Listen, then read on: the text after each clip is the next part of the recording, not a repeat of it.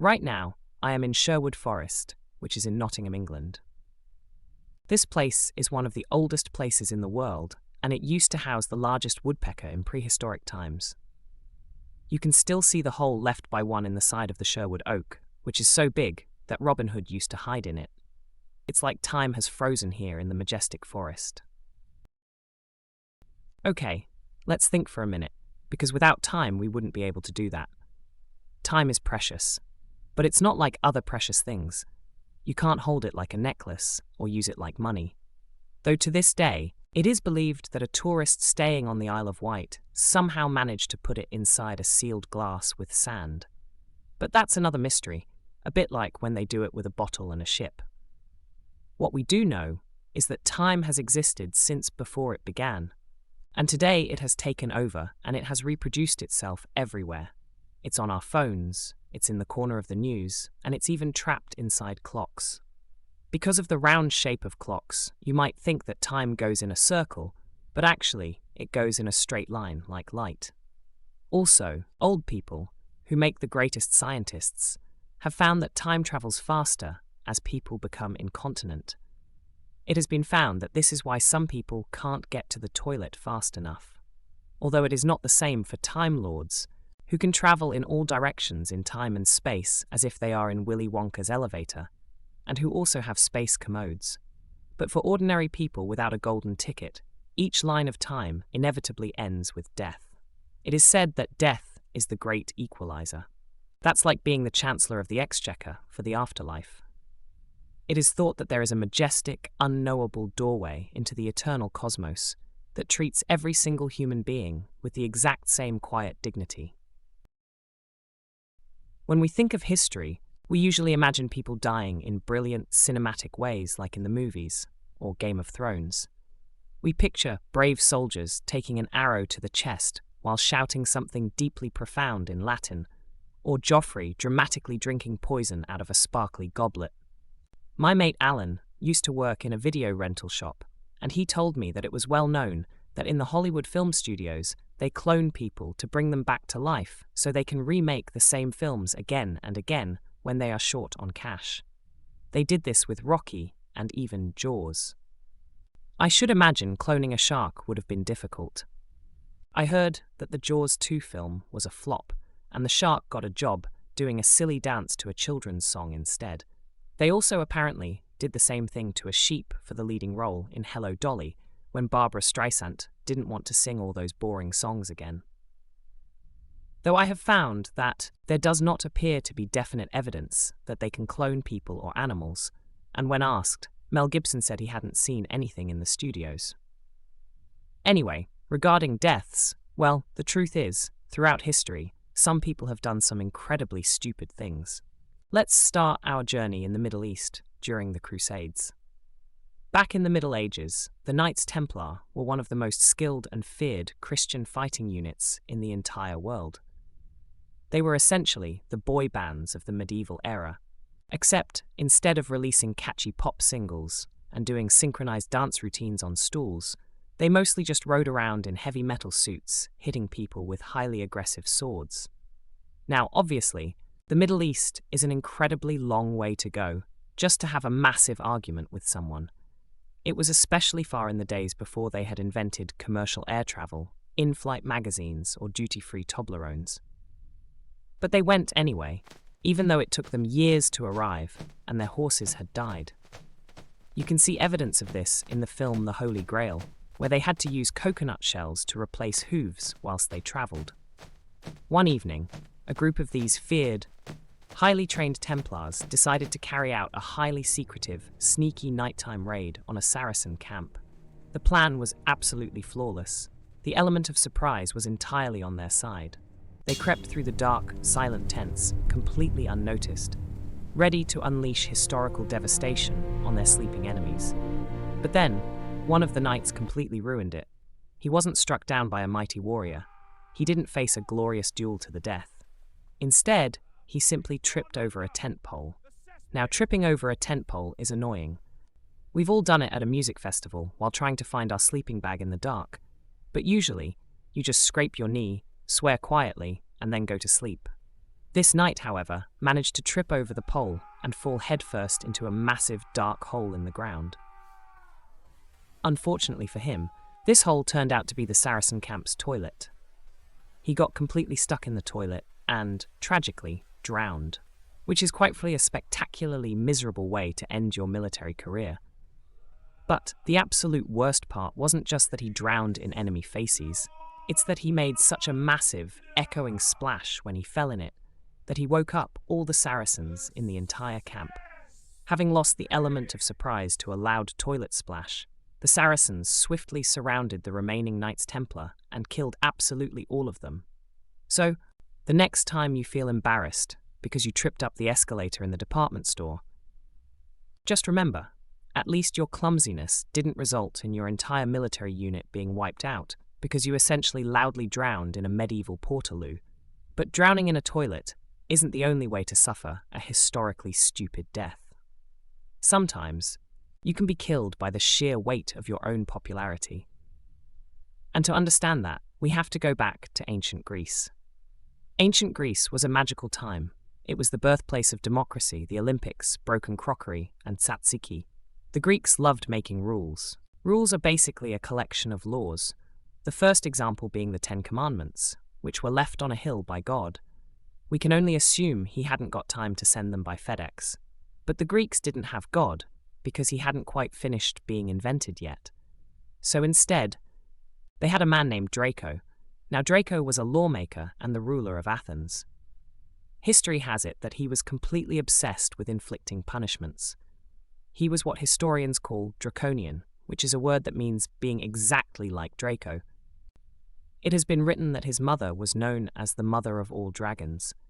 Anyway, he was a very cruel ruler who decided that pretty much any criminal offense should be punishable by absolute death. For example, if you stole an apple, Draco would have you killed. Today, if someone steals an apple, it's usually an iPhone 14 Pro Max from a shop, which would be worth about £1,000, so you can sort of see why the police would get involved. But back then, apple just meant the actual fruit. Killing someone over a piece of fruit seems like a massive overreaction, especially when pears existed and are arguably much nicer. But despite his incredibly cruel rules, Draco was still inexplicably popular with the people. The Athenians absolutely loved him. In fact, they loved him so much that a special show was put on in the Athenian arena entirely in his honor. During the show, Draco stepped out into the arena to soak up the praise of the massive crowd. In ancient times, it was considered a sign of deep respect and adoration to throw your clothes at someone you admired. A bit like when people throw underwear at Tom Jones today, but with significantly more fabric. To show their absolute adoration, the crowd began to shower Draco with their hats and their cloaks. I am not the Messiah! Sorry, wrong script.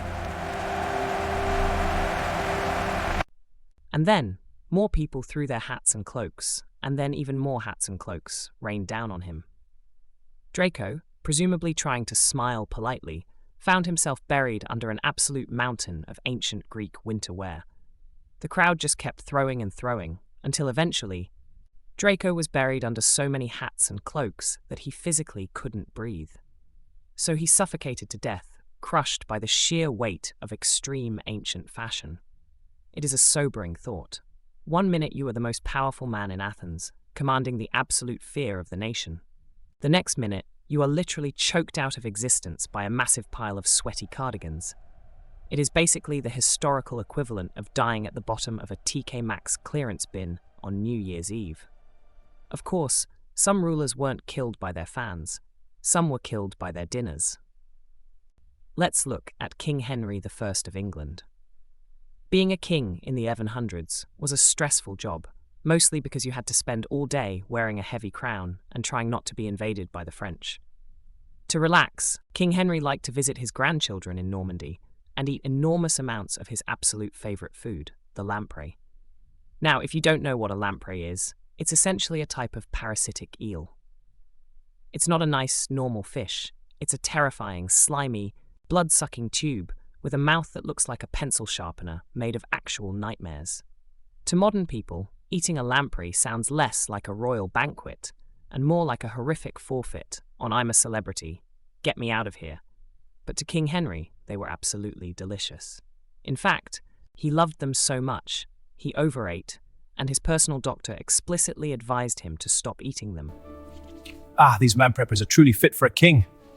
The flesh is so tender and succulent. More! I must have more of these exquisite creatures. Now, medicine back then was very primitive. They didn't have modern treatments like Calpol or antibiotics.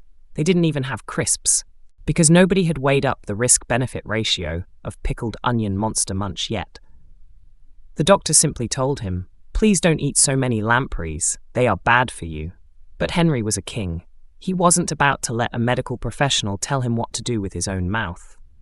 So, he ignored the doctor completely, and he scoffed, and he scoffed, and he scoffed a massive plate of eels. Unsurprisingly, immediately after eating a huge pile of medieval sea monsters, the king got a real, terrible pain in his gut. He called for his doctor, completely baffled as to why his terrible dietary choices had resulted in terrible dietary consequences. The doctor advised the king to take a powerful laxative, which consisted of a large bowl of plums. He promised Henry that this would give him diarrhoea for a day, but it would completely clear out his bowels and make him feel much better. So the King of England ate the plums, which certainly worked, but they didn't stop working. He just kept on pooing and pooing and pooing and pooing. The royal bottom simply refused to close until he died. I am sad now. It is a tragedy that echoes through the ages.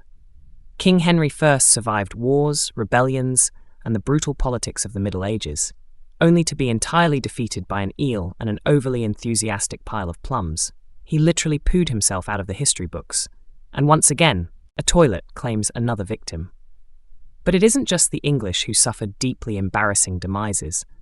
The Scottish monarchy had its fair share of spectacular blunders. The House of Stuart, in particular, was an astonishingly accident-prone family. If you were a king named James in Scotland, your chances of you surviving to live a full life were remarkably slim. James I was murdered after hiding down a sewer, which is dark, but James II managed to outdo him completely in terms of pure, unadulterated stupidity.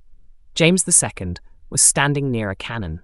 Now, a cannon is a large, incredibly dangerous metal tube filled with explosive gunpowder, designed specifically to destroy things that are very far away. The absolute number one rule of a cannon is that you should not stand directly near to it when it is lit and ready to fire. But James II either didn't know this rule, or he temporarily forgot it. He stood too close, the cannon exploded, and James II was killed by his own weapon. It is the 15th century equivalent of looking down the barrel of a firework to see why it hasn't gone off yet, only with a significantly higher percentage of royal blood. And speaking of the Scottish, we must talk about William Willis. Hold on, let me look at my note. Sorry, William Wallace. No one actually knew what William Wallace looked like until 1995, when Hollywood scientists discovered that he looked exactly like Mel Gibson. This was confirmed in a film called Braveheart, a sort of Scottish reboot of Dances with Wolves, which sensitively informed modern audiences about a story little known outside Scotland that wasn't even recounted by Robbie Burns. Wallace was a Scottish rebel who fought the English because an English sheriff bullied his family, so Wallace naturally responded by sticking him dead. Then he killed another sheriff. Eventually, his rebel story came unstuck at Falkirk. He spent 7 years playing hide-and-seek before he was captured and sent to London, where he was tried for treason. The English King Edward decided to have him publicly hung, drawn, and quartered. This is an incredibly grim process where you are hung by your neck, and then while you are still alive, your guts are pulled out, and your body is pulled in 4 directions by cart horses who are fed carrots. Finally, Wallace's severed head was placed on the top of a pike on London Bridge, looking exactly like a sort of glorified fishy Scottish Pez dispenser. If we move over to ancient Rome, we find that being incredibly rich was also terrible for your health. Marcus Crassus was the absolute richest geezer in Rome. He was so loaded, he actually bought his own army. Crassus made his money through a highly unethical property scam. If he heard a house was on fire, he would rush over with his own personal firemen. While the house was burning, he would offer to buy it for a quick cash price. If the owner agreed, his firemen would put the flames out, and Crassus would have another big house to his name. It was brilliant, evil capitalism. But Crassus wanted military glory to match his wealth, so he took his army on a mission and got completely battered by the Parthians and Persians, who killed him. The most famous version of his death is that his enemies decided to give the richest man in the world exactly what he wanted. They took boiling, molten gold and forced him to swallow it. But it has been found that the truth is actually even more humiliating.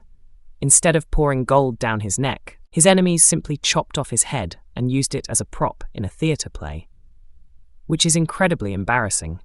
Imagine building a massive real estate empire only to end up as a literal stage prop for a bunch of amateur dramatics. But sometimes, people don't die of stupidity at the time. Sometimes, history waits thousands of years to kill you. At least, that's what the newspapers wanted us to believe in 1922. This was the year an archaeologist named Howard Carter discovered the tomb of the ancient Egyptian pharaoh, Tutankhamun. Inside the golden sarcophagus was the pharaoh's mummy. On the wall of his tomb, there was an ancient curse written, "Death shall come on swift wings to him who disturbs the peace of the king." The newspapers reported that the curse was quick to bite.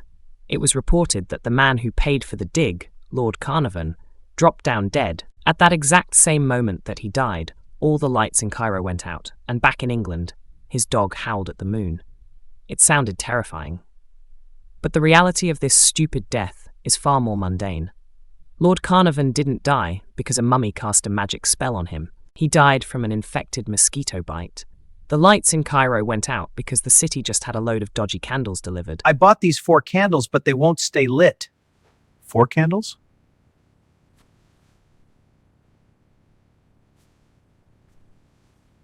And his dog howled because, well, that's just what dogs do, like Pongo. The curse was completely made up to sell newspapers. So, if you ever break into an ancient tomb, don't worry about the magical curses. Just remember to bring some decent insect repellent. Finally, we arrive at one of the most famous kings in British history, King Richard III. Richard fought in the Wars of the Roses, a struggle to control England that sounds like a sitcom about florists, but was actually incredibly violent. At the Battle of Bosworth Field, Richard was defeated. For centuries, nobody knew exactly what had happened to his body. People assumed he had been given a burial fitting for a monarch, or perhaps been thrown into a river. But in 2013, archaeologists finally found him. They discovered that Richard III had actually been lying underneath a council car park in Leicester, England. He had just been down there for centuries. Experts suggest he probably died of tarmac inhalation. It is quite moving and deeply human when you think about it. Because we have all been in a situation where we've been lost in a multi-story car park, wandering around trying to find our vehicle, frantically beeping the little button on our keys and wondering if we are just going to die in there. Richard III actually lived that nightmare. He spent 500 years stuck in a parking space before it was even built, and he didn't even have a ticket to validate. If there is one thing we can learn from history, it is that it can be dangerous and unsettling. If you weren't being suffocated by the aggressive knitwear of your own fans, you were risking a lethal bowel explosion just from eating an eel. If you weren't being blown up by your own cannon, you were being used as a prop in a community theatre production. You could build massive empires, conquer distant lands, and amass armies of thousands, but at the end of the day, you were always just one tent pole away from drowning in a dark hole full of your enemy's poop. It really does make you appreciate the modern world. Today, if we eat something that disagrees with us, we don't just poo until we die. We take an indigestion tablet and complain about it on Facebook. If someone throws a hat at us, we can simply catch it, or politely ask them to stop, rather than standing there and allowing a mountain of fabric to slowly crush the life out of our lungs. We have evolved past the stupid deaths of the past. Mostly. And that is quite a relief, considering that one day, science men tell us the sun will run out of fuel and incinerate the Earth. Or maybe we will all just get sucked through a black hole. so it's probably best not to worry about tent poles. If you have managed to survive this incredibly long video without drowning in a toilet, being blown up by your own cannon, succumbing to an infected mosquito bite, or suffocating underneath a pile of heavy winter cloaks, then congratulations. You are doing much better than most of the people in the history books.